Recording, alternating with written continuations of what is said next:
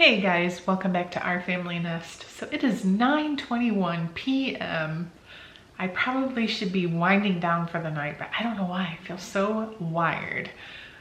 One of the videos I wanted to make this week was sharing with you guys any of the books that I have read since the last time I made a book video that were 5-star reads that I just absolutely 100% feel like you just have to add to your must-read list. So I'm sitting here looking at my playlists and I'm like, wow, when is the last time I've made a book video? Book videos.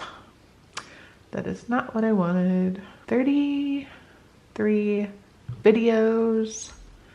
March reading wrap up. All right, so we're gonna open up the Goodreads account. We're gonna look at what books I have read since March that I gave 5 stars. The last book that I just read, I gave 5 stars. It was amazing.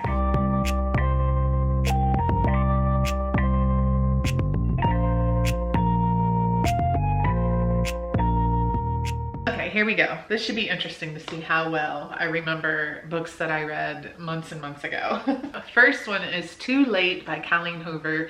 This book definitely has a lot of trigger warnings. There's a lot of like rape, sexual assault, profanity, a lot of inappropriate language. So if any of that kind of stuff bothers you, steer away from this book. But if you like an intense, edge of your seat, like these people are going to get caught type of book, I feel like you would absolutely love this. I would actually say this is probably one of my favorite books by her, just because it was a little bit edgier and kind of out of left field. It's not her typical book, and I wouldn't compare this to Verity either. It is just very different, and I personally loved it. Next one is Yours Truly by Abby Jimenez, and I really like this one. This one is a continuation of characters from Part of Your World. Like the main characters, like her best friend, she's a doctor. I think it's an emergency room, and she just has horrible luck with relationships.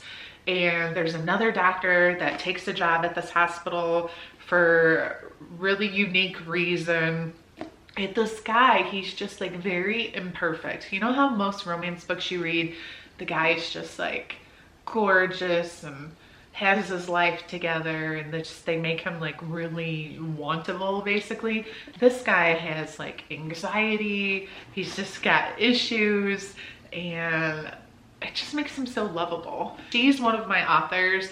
I have read all of her books that she has written so far, and she's like I don't care what she writes, I will read it. Then I read the Maybe Someday series by Colleen Hoover. I really enjoyed the first book, but I did not love the second and third book. In fact, I think each book got a little worse than the one before. So this girl, she finds out that her boyfriend's cheating on her. She meets this guy that lives like, I don't know, I can try to picture it in my mind, like across the parking lot or something. Like she can see him out on his balcony, and he's always out there like playing guitar and I think singing. It's a really good story. I really liked the main characters.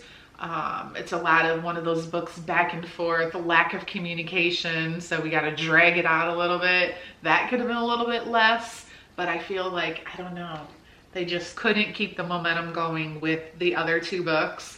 So it just doesn't make this series per se like a series that I would recommend when people say, I want to read Colleen Hoover, where should I start? Even though I really liked this first book, I just don't recommend the series. I just realized that I'm skipping all the books that I read on Kindle, so I'm gonna have to go back to my phone once I make it through this stack. So Christina Lauren, those 2 girls, they are one of the authors that I pretty much always pick up their latest releases, but there's definitely a lot of previous books that I have not read all of them yet. This one, I remember there's something to do with a reality TV show. The guy is like a filmmaker, and she ends up being the lead of this reality show, if I remember correctly. And they end up like falling for each other, and it's just a super cute, typical romance. If I remember right, I think there's a tiny bit of spice in there. This is what I wrote about it, which is important. This is my favorite rom-com of the year so far, and I would say that still holds true. Okay, Ellen Hilderbrand, The Winter in Paradise series. Again, 3 books, and this one was so good. It had so much going for it. I love all the characters. I love the setting. This woman and her 2 sons find out that her husband was cheating and like had this whole other life. He's killed in a plane crash. This is all like on the back, so I'm not spoiling it. But like everything is just crazy. They end up having to go to this Caribbean island called St. John and discover all the crap that this guy had going on. And it's just unbelievable. And it was just really, really good. Catherine Center, I feel like she's an author that I definitely will keep reading. I think I've read 3 or 4 of her books now, but she's got a lot of books, probably 2, 4, 6, 8, 9, so 10, counting this one. So I've not even read half probably. This one was really good. Hello Stranger. Such a unique concept that I just have never read anything like this before. So the main character, the female, she ends up getting into this accident and she has to have this surgery that causes her to have face blindness. She can see, she's not blind, but she can't recognize faces. And this is something that truly exists, like for real. It's crazy. So she gets like people mixed up. She's not sure, have I met you before? What's your name? It's just such a unique, interesting concept. It's super cute. The ending is amazing.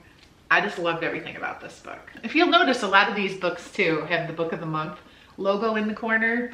Sometimes that kind of controls what books I end up reading, because I was like, oh, I didn't know that author released a new book.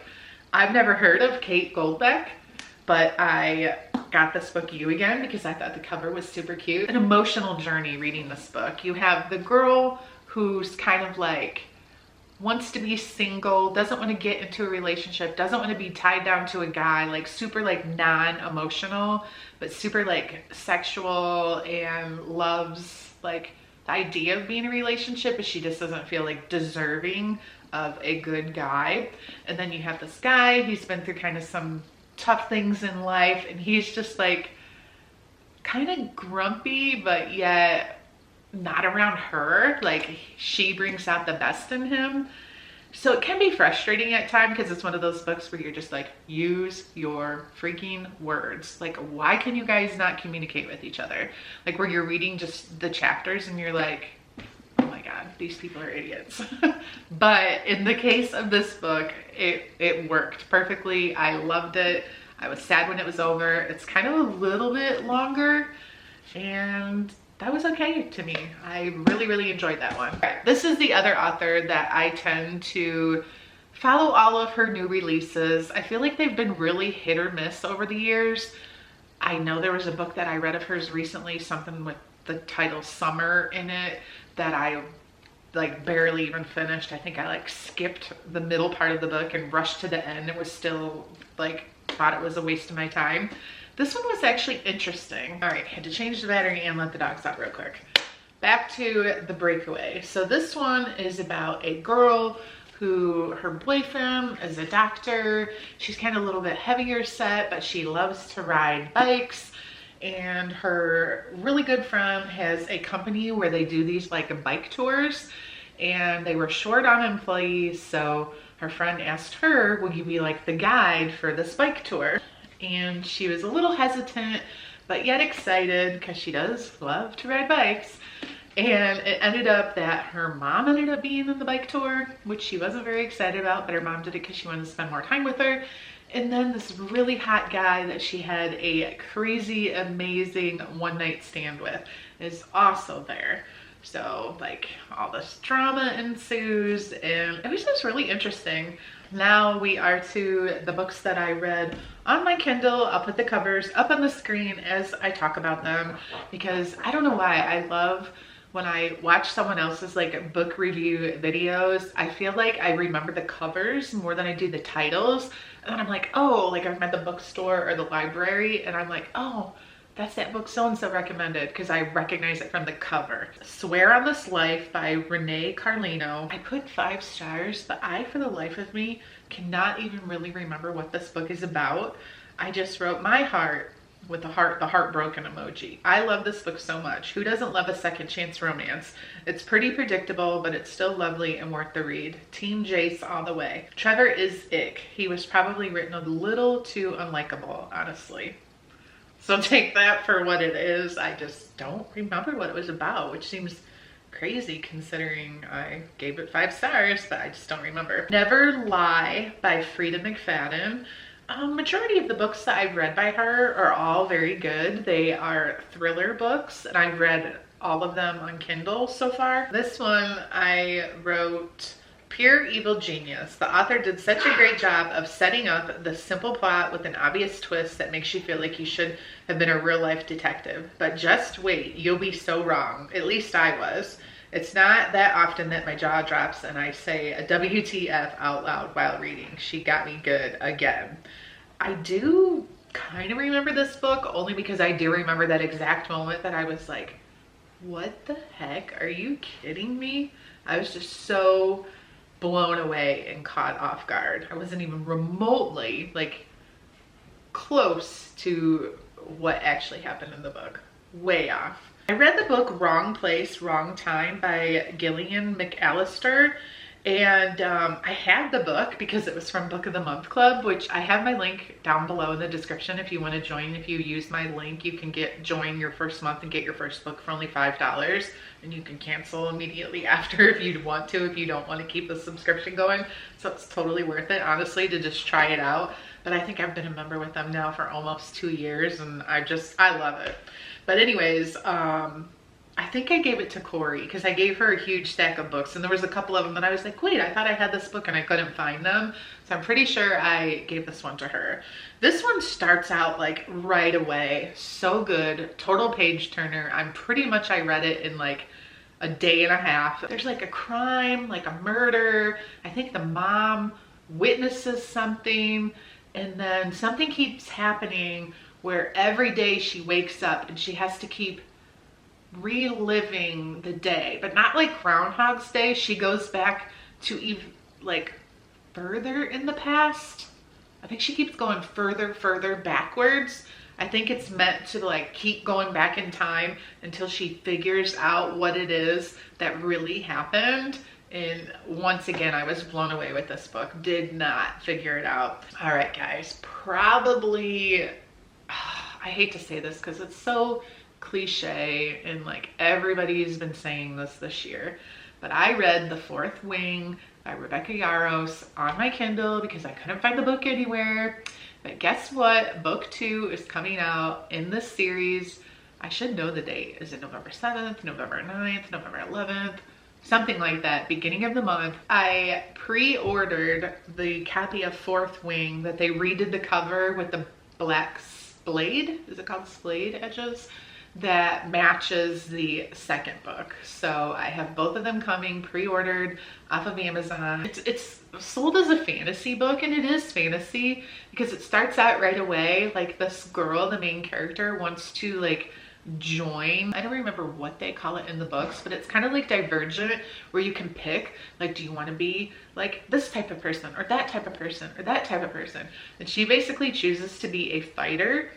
And everyone's kind of just like confused by her decision because her mom is like this queen or important person, and you would think she would just kind of pick the easy way out, but she chooses to be like front line in battle. Like they have these like wars with these bad people.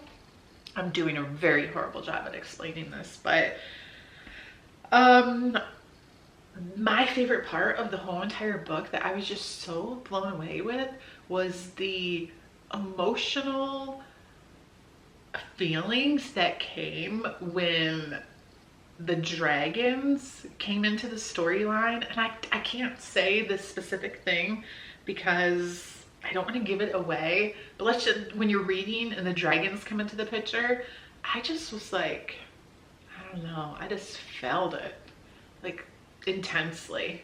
So after I read that, I was on a mission to like, oh my God, I need more. What else can I read? So I found that there were some books by Rebecca Yarros that were on Kindle Unlimited. So I read this one called The Things We Leave Unfinished.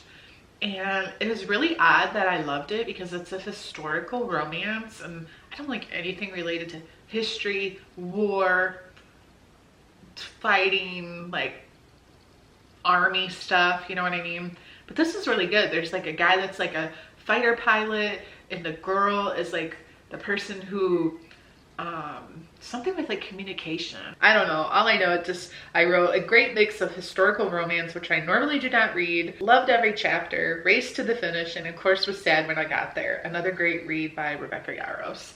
It's a beautiful, beautiful story. Another book that I had that I think I ended up giving to Corey was this one by Megan Golden. It's called The Night Swim. I love books when anytime like social media or like a podcast, reality TV, the same things that I love and enjoy in real life, when they somehow get like mixed in books like that, I just really love them.